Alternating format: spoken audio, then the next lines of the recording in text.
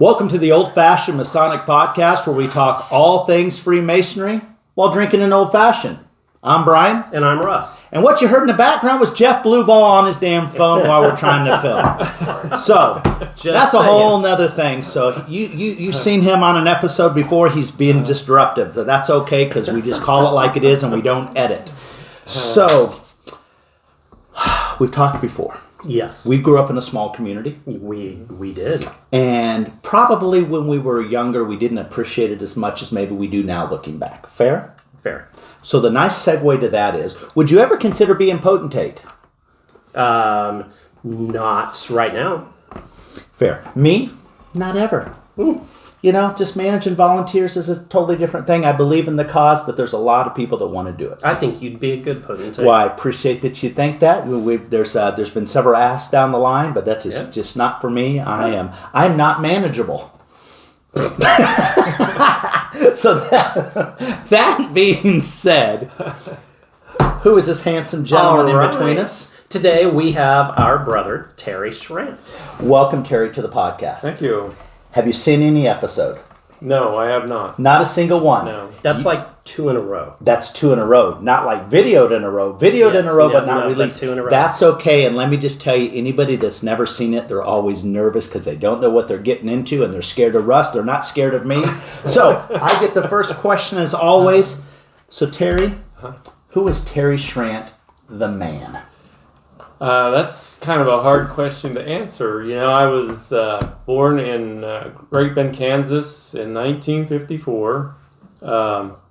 We lived there for a short while, and then my dad moved to the oil field where there was more work to do, and so he moved there, and we moved with him, and we lived in a little town called St. Leo, Kansas. It's in just a little northwest of here. Okay.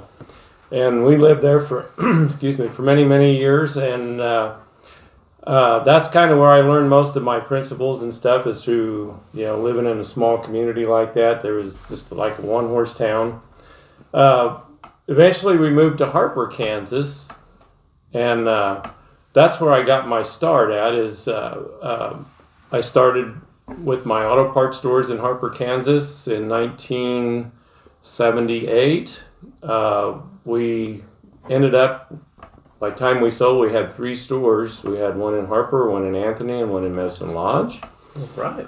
And I always like when Russ doesn't know some of the stuff because I could see him paying attention. Yeah. So far, I know all of this. You did know all this? Yes. Oh, I didn't know that. Yes. All right. We have more of a history than you know. Yeah. Well, I thought you were going to say more than me. It's like, no, I've been in and out of that parts store in Medicine Lodge. Yeah.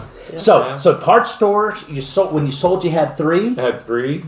We sold them in 2000, and we sold one of them earlier. We sold it in the late 1990s, and the other 2 we sold in 2010. So tell the viewers what flag you flew under. We started with a little independent warehouse called Jobbers Automotive Warehouse, and they weren't big enough to handle what we needed to do, so we changed to one called Big A. I don't know if you guys know Big A Auto Parts. Okay. They went bankrupt, and so we went to Napa. And we ended up staying in Napa stores until we sold out. Mm-hmm. Okay. And other than that, that's pretty much who I started out to be. So you don't do that, because we're going to save you a dress. Because there's another part of you. Okay. So, yes. Family, wife, kids. Yeah. Oh, family, yeah. Sorry, Pam. I was trying to save him from buying you a dress. We're looking out for you, girl. I am married. I've been married twice. She's my second wife. My first wife and I didn't get along, and so I had 2 boys under her. One was Doug and one was Daryl. And Daryl is not with us anymore. He passed away in 2005, I believe. 2005. And so Doug's still here. He lives here in Wichita, Kansas, and we get to see him. And he's got a wife and a child. He's kind of a holy terror. Doug or the child? No, the child. No, Doug, not the child. Yeah. Oh no, I've got one of those. They're not. Yeah. And so then I married Pam in 1988, and she had 2 boys, and of course, they're my boys now. When in 88? What month? You see how he's stumbling on this, Pam? Stay with me. Oh, gosh dang it. We were married. Have you celebrated your 35th? September, the last day of September. So you're going to have your 35th anniversary this year. Yes. So yes. I'm not a math guy. That's how fast that was. Yeah. No, it was in September because her birthday's October 1st and mine's October 15th. So we got married the last day of September. A couple of Virgos in there. I like it. Right. Yeah. And so that's kind of where I'm at this point. We've done a lot of things together. We've done a lot of traveling together, and what's your favorite place that you've traveled?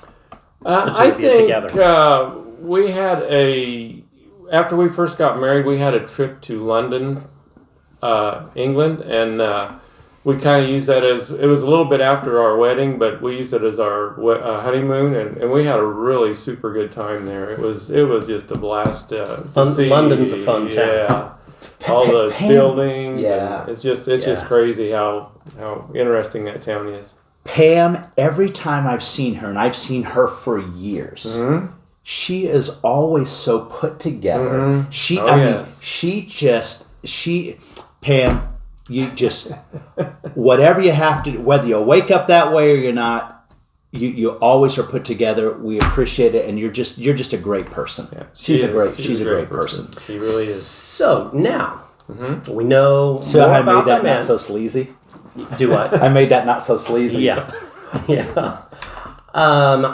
Let's talk about your Masonic journey. Okay. So when did you become a Mason, and just talk us through it? Okay, I became a Mason in 1993 in the winter time of 1993. A good friend of mine, and I'll be honest, I didn't know what the Masons were. I knew there was a building downtown that had a Masonic sign on it, I guess, and I didn't even know it was a Masonic sign at that time. But a good friend of mine and a very good customer of mine, of course, he's gone now. He's been gone for a few years, but he came in the store one day to get something, and he says, "You know what?" He says, "I'm going to make you a Mason." And I said, "Well, what's a Mason?" I said, "I've never heard of that." And he says, "You're going to find out." He says, "I'm going to make you a Mason." He says, "You get ready." And he said, "Well, the next lodge meeting we're going to have you there, and you're going to take your first degree." And I thought, "Oh, really?" So I kind of fell for it, and I went to the meeting, and they made me the first degree, and I thought, "Oh my God." And I had no idea what Masonry was. And then probably 3, maybe 4 months later, they put the second degree on me, and then I think right before summertime they put the third degree on me. And so that's how I started in my Masonic. A very good friend of mine, and he, like I say, he's gone now, but he's the one that got me into the Masonic. And of course, we'll get into the Shrine here in a minute. He got me into that too, because I didn't know what that was either. So you go from the Blue Lodge. Where do you go next? The next we went to I think, did we go in the spring of 70 of 90? It would have been in 90. It would have been, because I would have became a Mason by the spring. Okay, maybe it was the fall of 93, because that's when I became a Mason, and I think I went right from there right into and it could have been the spring too, because we finished early in the spring, and then I think maybe I did do the spring of 93. I became a Shriner also. He just ran me right on through, and he said he saw something in you. Yeah, he did, and I was very active in the lodge. I worked really hard in the lodge. I got to know a lot of the work. You're a past master? Yes, I am. A couple of times. And secretary? Right. Several times. And treasurer. I've been to a lot of those offices. Was senior deacon a couple of times. I didn't go to be master the next time, because that year that I was going to jump to be master, I had the heart attack, and so I backed away from it, and I kind of recovered myself, and that would have been like in 2008. In degree work, isn't senior deacon the coolest position? It is. It's the coolest of all degree to me. It is, yeah. People, I like to sit in the master. No, the senior deacon, because you're in the action. Yeah, you're in the action. It's the coolest. Well, position. Speaking of that, I might want to say this too: is when the first year I was on the divan was 2004 with Jeff Souter. And Jeff came in and he told all the guys in the divan, he said, we're going to do the first degree, because they used to have a one-day class. Well, he was master at pipe then. Yep.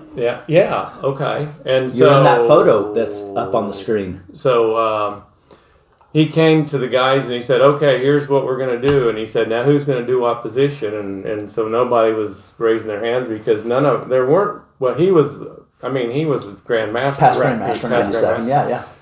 And so I told him, well, I could do the senior deacon, the first degree.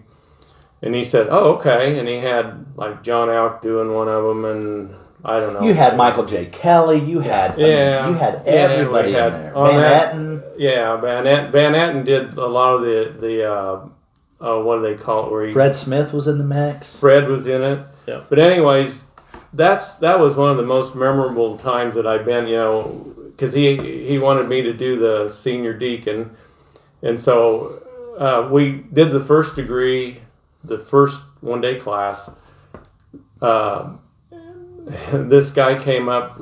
He was what was it called? Anyways, he came up before a stated meeting after it was all over, and he said, well, you guys didn't do it perfectly. He said, you did it pretty damn well. And he said it was what do they call the Grand Lecturer? Grand Lecturer. Yeah. And I think he's gone now too. He was. Did he always chew on a toothpick?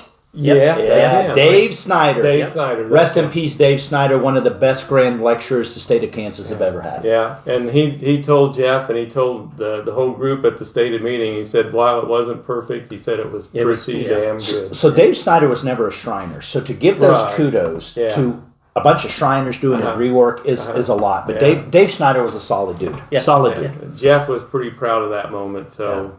That's kind of where we are at the Masonic journey. So you're at 2004. Fast forward, who put you on the line to be potentate? Ron Van Etten. He did. Yeah. He did. And then, so fast forward, then you're potentate in 2000? 2012. So who was, in 2012, who do you think was your best PR person that year? Well, it could have been Brian Burke. Yeah, okay, we digress. Sorry, I had to make sure Russ was paying attention. And he was also a pretty damn good executive aide, too. So. Oh, my gosh. I love to make sure Russ is paying attention here. Yeah. So, we're going to get into the potentate stuff later, so let's talk about that. Okay. So, you've been a Mason 30 years. Yes, 30 years. Okay. Mm-hmm. What's changed the most over that time? Good, bad, indifferent. We talk about it all on the podcast. You don't see... We talk about the good, bad, and the ugly. Yeah. So what do you think's changed the most? I just see the people change. It just seems like nobody's really interested in what we do nowadays. It seems like it's harder to get them to come into the shrine or into the Masonic.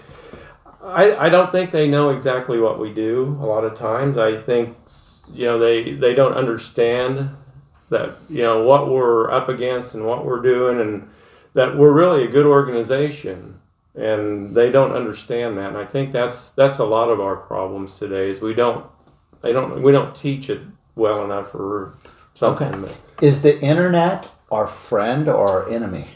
I think it's probably more our enemy, to tell you the truth, because I think people find things on there that are not positive. They're mostly a lot of negative things. Or they think that they can just go on the internet and figure it out anyway. Yeah, right? Figure it out anyways, yeah. So I think it's more negative than it is positive. Okay. I don't think I disagree with that. Mm-hmm. So, if you were master of the lodge again, what's one thing that you would do different than what you have done the last couple times you were master? That's a good question. I really don't know for sure. I've always been a membership guy. Always. Mm-hmm. So it would probably be to try to figure out a way to get some membership flowing through some of the organizations again.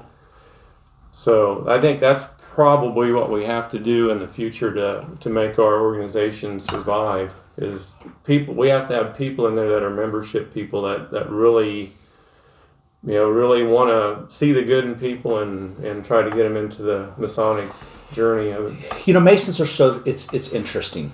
Mm-hmm. Is it? Actually, we have cross paths. Most Masons don't cross paths in their real life.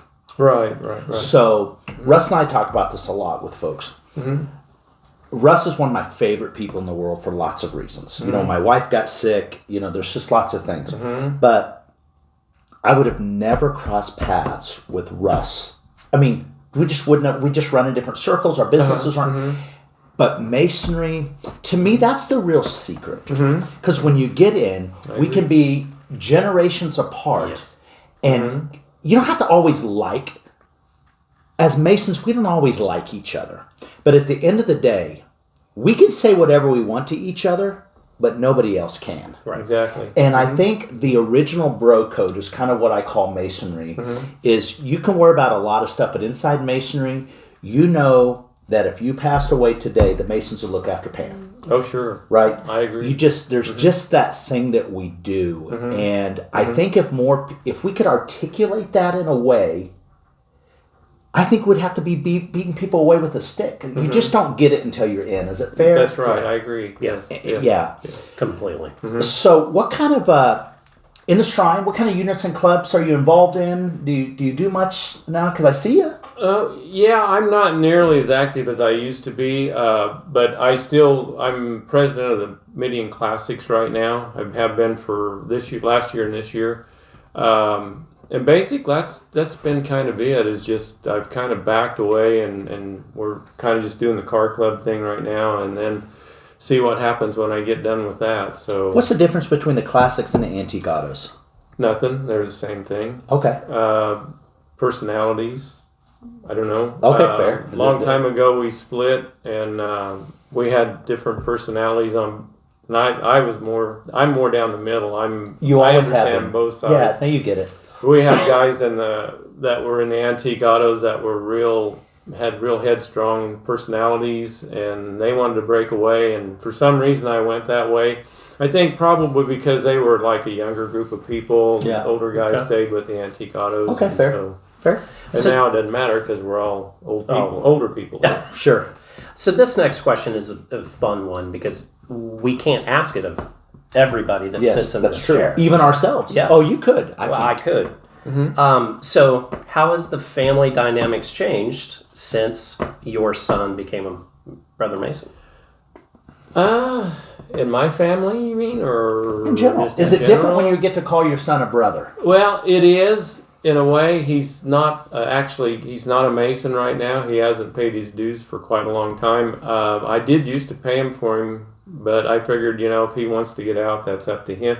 He just didn't understand the concept, and of course, he was a younger guy, and he didn't have the time, and he just... Doug, get your butt back in here. What's going on? But he just... And maybe someday when he does get the time and stuff. And my youngest son that had passed away, he was a Mason and a Shriner. Okay. Yep. And so...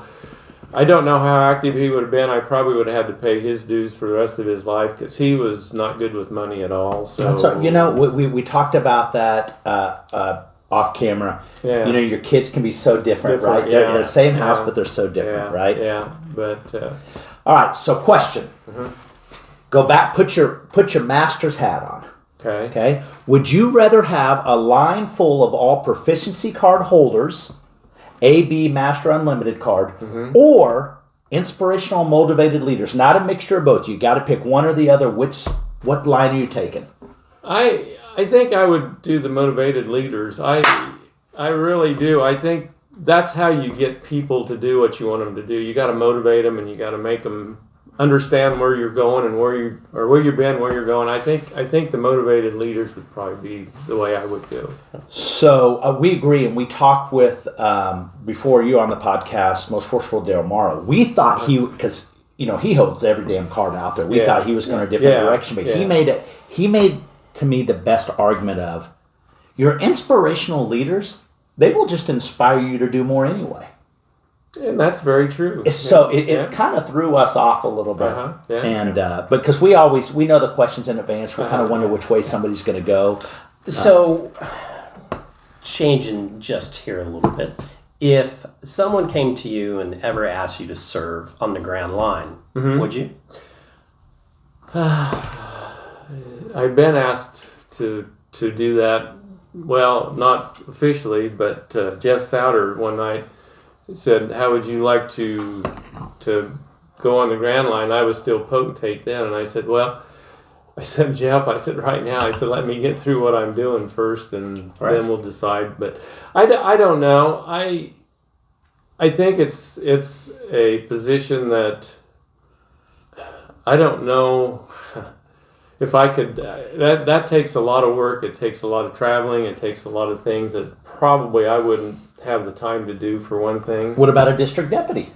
Yeah, that could be a possibility. Yeah, I've been asked to do that several times. District deputy is the coolest Grand Line. I don't care what anyone says; it's the coolest Grand Line. But lots of ways to serve the craft. Yeah. Well, so I had the privilege to work with you when you were potentate. Yes, you did. And I love your style and your demeanor. Mm-hmm. You've got this. I'm more of an in-your-face person, and you're so chill about it. But you didn't know that. Didn't know that about you. For the viewers. But your style is, you got so much done with just being you. We did. Mm-hmm. And I think that if that opportunity ever surfaced, you would just absolutely kill it. I think you do great.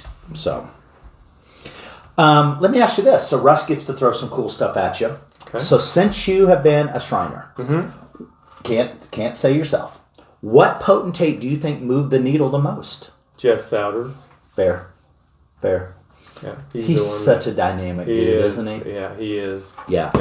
So, of the elected positions that you served in Schrant, other than potentate, which one was the toughest? Probably the senior Potentate in Schrant. In the Schrant. The next one down from the potentate, that's the one that you do all the work. High priest and prophet? No. Chief for band? Chief for band. It was the hardest one because that's the year that you're planning for all your stuff, but you're still with a potentate. You're raising money for your year, but working for the potentate. Yeah, and the potentate that I worked under that year, won't say any names, but he was one of those guys that was pretty tough. He was pretty hard to get along with sometimes, and him and I went to battle a few times, and so when he was gone, I was never so glad. But no, I think Chief for Band probably was my hardest year. So here's what we've asked of other folks. They all say OG was the worst because they've got to take the minutes for all the meetings. Yeah, you do, but that wasn't as bad as being that wasn't as bad as Chief I for love Band. it so much. It makes me laugh. No. Okay. No. So we end the podcast with this is what we call the most important question of the podcast. So dancing person. Okay. So you're a car guy, fair? Yes. All right, so I'm going to put up on the screen 4 things. One must go forever. It was never invented or created. So on the screen, you've got a Barracuda. Doesn't matter the year. Chevelle. Doesn't matter the year. Corvette or Mustang. Which do you say, I wish it was never invented, it has to go forever? What would it be and why? I made it tough on you. Oh, that is a tough one. See, I like all those cars. I know you do. We do research. You know what you'd say? Think about what you'd say. I know which one I'd say. I don't know. I probably would say the Mustang because I'm not a Ford guy. I'm more of a Chevy, not really a Dodge guy, but I always liked the Barracudas and those kind of cars that Dodge made. They were really special. I would have lost that one. I'm more of a Chevy guy, so I probably would Mustang's got to go forever. Russ, what would it have been for you? Except for the color of this car, the Barracuda. Barracuda. Yeah, Barracuda. I almost said that, but then I got to thinking about it. I do like some of the Dodge stuff, so.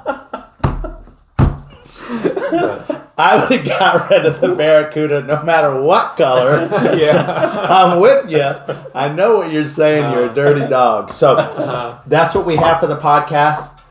Thank you for joining the Old Fashioned Masonic Podcast. Thanks for watching.